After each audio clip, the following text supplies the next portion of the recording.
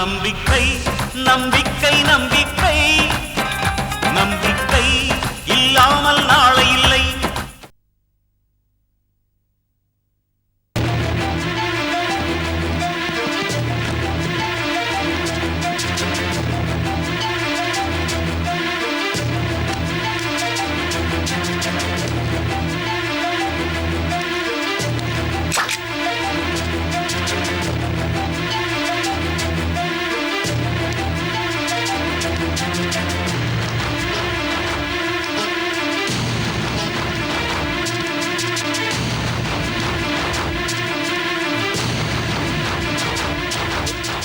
முதலாளி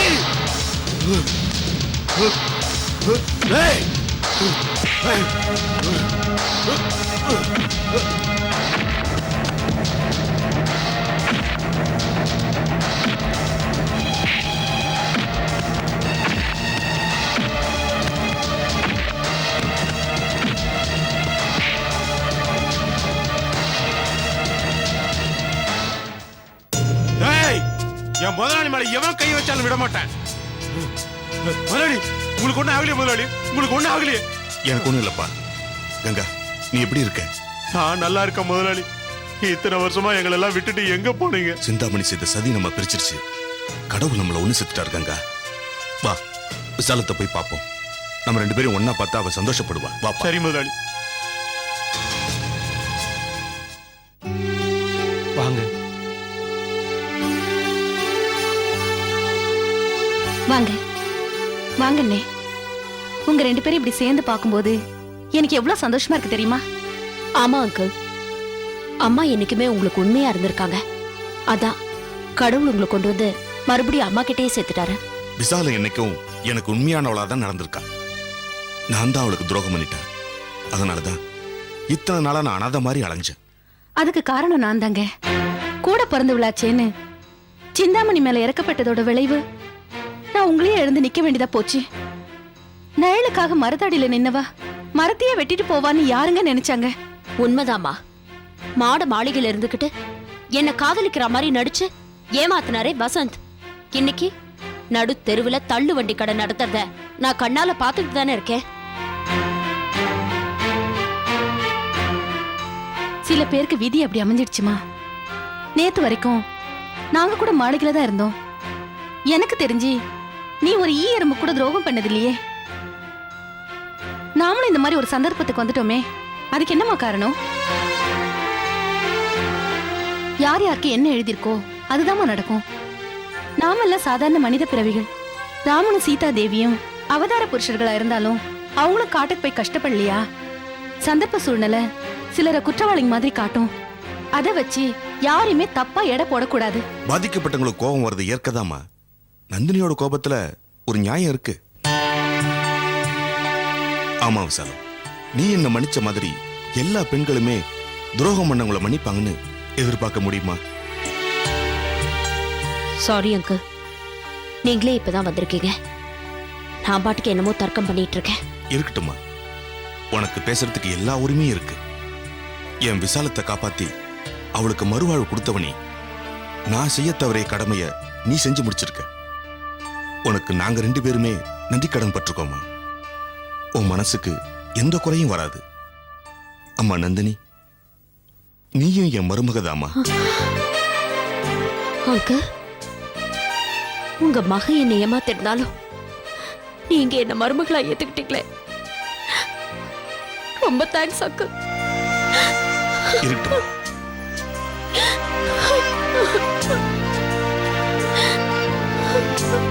வாமா.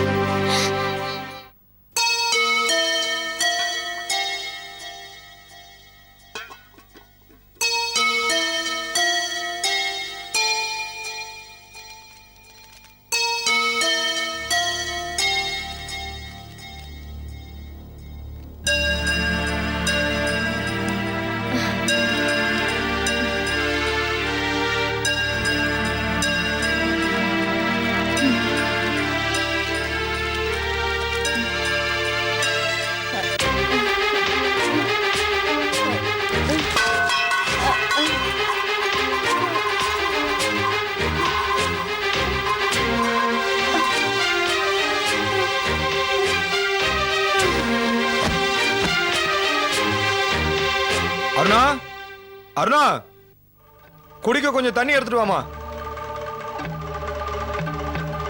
என்ன சத்தத்தை காணோம்?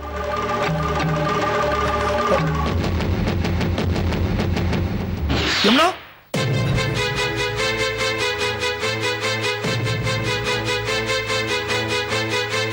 யமுனா யமுனா என்னாச்சு யமுனா உனக்கு?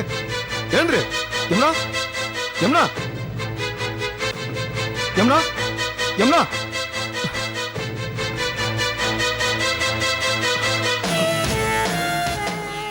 ரத்தம். யமுனா என்னாச்சு Yamuna? Yamuna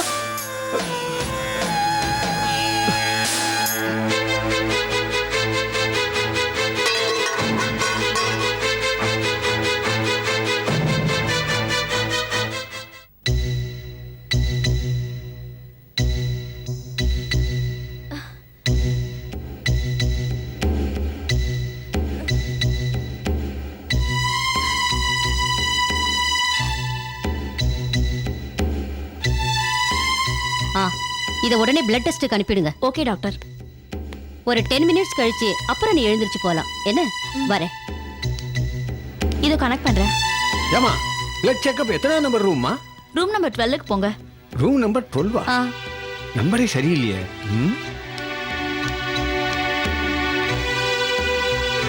blood result ready ஆயிடுச்சு. ரெடி ஆயிடுச்சு டாக்டர். நீங்க போலாம்.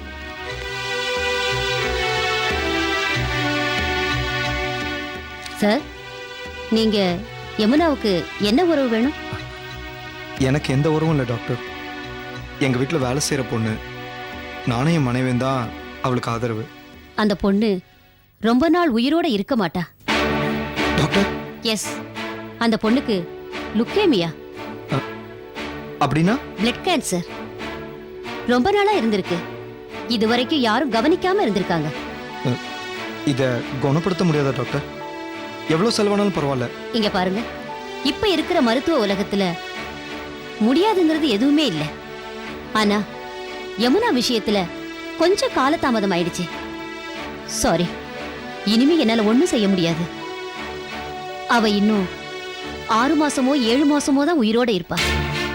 இருக்கிற வரைக்கும் அவளை சந்தோஷமா வச்சுக்க முயற்சி பண்ணுங்க.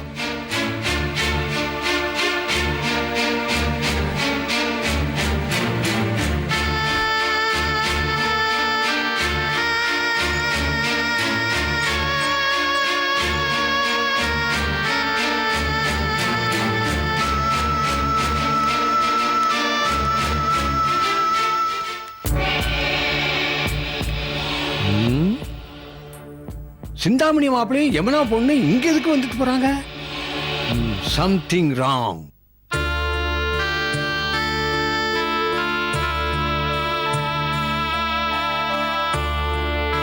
டாக்டர் என்ன சொன்னாங்க? ஒன்றும் இல்லை யமுனா, சின்ன ப்ராப்ளம் தான், சரியாயிடுன்னு சொன்னாங்க. சரியாயிடுன்னு சொன்னாங்களா இல்ல ஒரே அடியா போயிடுவேன்னு சொன்னாங்களா? என்ன பாக்குறீங்க?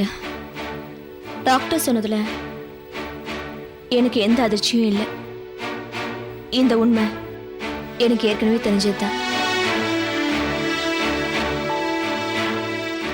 என்ன எனக்கு தெரிஞ்சு போச்சுன்னு உங்களுக்கு வருத்தமா இருக்கா? அதை விட யமுனா, உன்னை நான் சாக விட மாட்டேன்.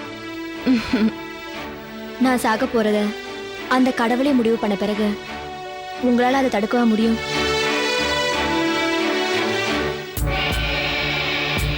என்ன மன்னிச்சிட்டேன்னு நீங்க ஒரு வார்த்தை சொன்னா போதும், நான் இப்படியே எங்கேயாவது போயிடுறேன். மன்னிக்கிற அளவுக்கு நீ எந்த தப்பும் பண்ணலையே. நான் தப்பு பண்ணலைங்க, துரோகம் பண்ணிட்டேன். என்ன சொல்ற? என்ன திட்டம் போட்டு உங்க வீட்டுக்கு அனுப்பினதே உங்க மாமியார் சிந்தாமணி அம்மா தான். எனக்கு ஒன்றும் புரியல, அவங்க எதுக்கு உன்னை அனுப்பணும்? உங்களையும் அருணாவையும் பிரிச்சு உங்களை அவங்க காலை விழ வைக்கிறதுக்காக என்ன அனுப்பினாங்க. நானும் என் குடும்ப கஷ்டத்துக்காக முதல்ல இதை ஒத்துக்கிட்டேன். ஆனா நீங்க 2 பேரும் என் மேல காட்டின அன்பு என்ன அடிமையாக்கிடுச்சு. ஒரு சராசரி மனுஷன் என்ன செய்வானோ அதை தம்ம நானும் செஞ்சேன். வா, நம்ம வீட்டுக்கு போலாம். இவ்வளவு தெரிஞ்ச பிறகும் என்ன உங்க வீட்டுக்கு கூட்டிட்டு போப் போறீங்களா? ஆமா யமுனா, உன்னை என் வீட்டில் தங்க வைக்கிறதா நான் முடிவு பண்ணிட்டேன். கிளம்பு. ஒரு சின்ன ரிக்வெஸ்ட். என்ன? இன்னும் கொஞ்ச நாள்ல நான் சாக போறேங்கிற விஷயம் வேற யாருக்கும் தெரிய வேண்டாம். என் மேல யாரும் இறக்கப்படுறத நான் விரும்பல. சரி, வா போலாம்.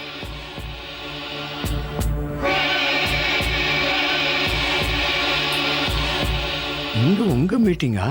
என் மீட்டிங்க அங்க வச்சுக்கிறேன்.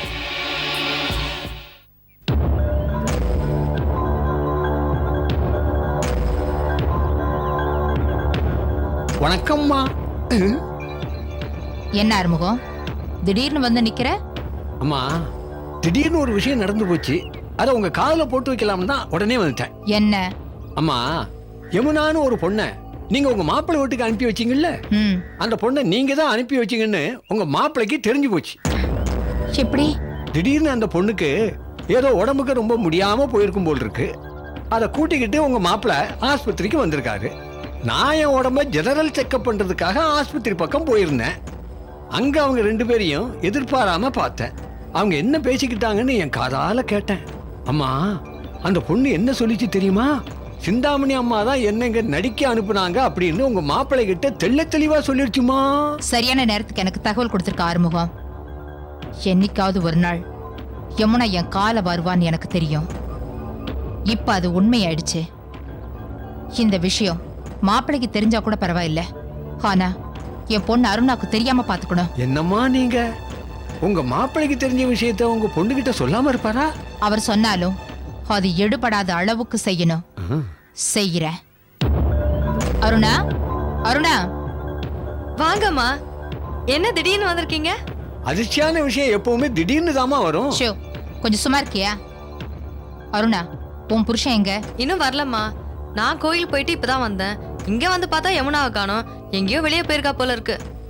ஓஹோ, அருணா, யமுனா தனியா போகல, உன் புருஷன் கூட ஒன்னா போயிருக்கா. ஒன்னா போயிருக்காங்களா? என்னம்மா சொல்ற? அவர் இன்னும் வீட்டுக்கு வரவே இல்லையே. ம், நீ இல்லாத நேரத்துல அவளை கூட்டிட்டு போயிருக்காரு. ஒன்னும் தெரியாத அப்பாவியா இருக்கியே. அம்மா, நீ ஏதோ தெரியாம பேசுற. தெரிஞ்சுதாம்மா சொல்றேன். ஒன்னா போயிருக்காங்கன்னு சொன்னதுக்கே இவ்ளோ டென்ஷன் ஆகுறியே. எதுக்காக போயிருக்காங்கன்னு சொன்னா உன்னால் தாங்க முடியாதுமா. அம்மா, நீ என்ன சொல்ற? சொல்ல வந்தது சீக்கிரமா சொல்லு. அருணா, யமுனா நல்லவே இல்லம்மா. உன் புருஷனை அவ கைக்குள்ள போட்டு வச்சிருக்கா. ஆமாமா, எனக்கும் கொஞ்ச நாளாவே அந்த சந்தேகம் இருக்கு. மோசம் போயிட்ட அருணா. அந்த யமுனாவும் உன் புருஷனும் இப்ப எங்க போயிருக்காங்க தெரியுமா? ஹாஸ்பிட்டலுக்கு. எதுக்குமா? எப்படி சொல்றதுன்னு தான் தெரியல. இருந்தாலும் சொல்லித்தானே ஆகணும். ஏன்னா இது என் மகளோட வாழ்க்கையாச்சே. யமுனாவும் புருஷனும் நெருங்கி பழகி இருக்காங்க. அதனோட விளைவு இப்ப அபார்ஷன் பண்ற அளவுக்கு போயிடுச்சு. அதனாலதான் இப்ப டாக்டர் பார்க்க போயிருக்காங்க. நோ, நான் இது நம்ப மாட்டேன். அருணா, உன்னை கத்த வச்சு பார்க்கணும்னு எனக்கு ஆசையாமா? நான் சொல்றத நம்பலன்னா இன்னும் கொஞ்ச நேரத்துல அவங்க 2 பேரும் சேர்ந்து வருவாங்க. அப்பவாவது நான் சொல்றது உண்மைன்னு நம்புவேன். நான் கிளம்புறேன். அம்மா, என்னை விட்டு போயிடாதம்மா. நீயும் என் கூடவே இரு. பயப்படாதம்மா. உனக்கு பக்க பலமா எப்பவும் நான் உன் கூடவே இருப்பேன். ஆனா அவங்க முகத்துல முழிக்க எனக்கு விருப்பம் இல்லை. நான் அப்புறமா வந்து உன்னை பாக்குறேன். வார்முகம்.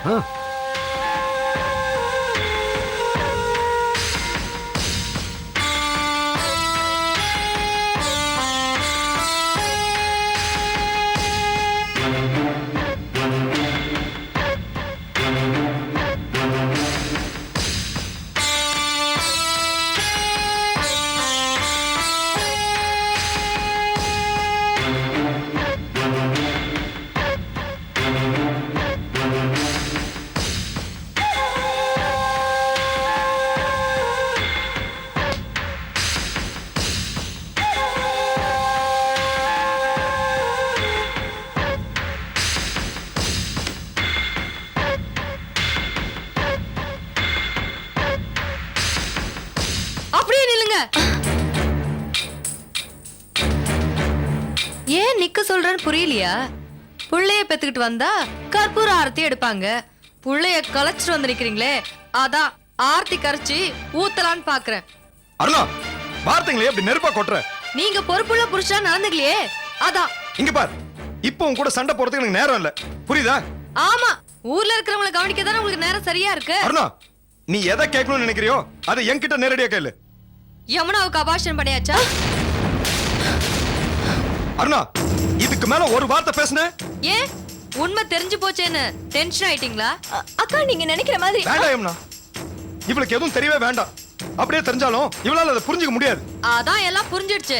நல்லவங்களோட பழகினா நல்ல புத்தி வரும். நீங்க சாதாரண மெக்கானிக் தானே, அந்த புத்தி தானே வரும். செகண்ட் ஹேண்ட் கார் கூட பழகி பழகி எல்லாத்துக்கும் செகண்ட் ஹேண்ட் தான் கேக்குது. சீ, இவ்வளவு கீழ்த்தரமான புத்தியோட என் கூட பழகி இருப்பான்னு நான் கொஞ்சம் கூட எதிர்பார்க்கலடி. வெளியில போடி.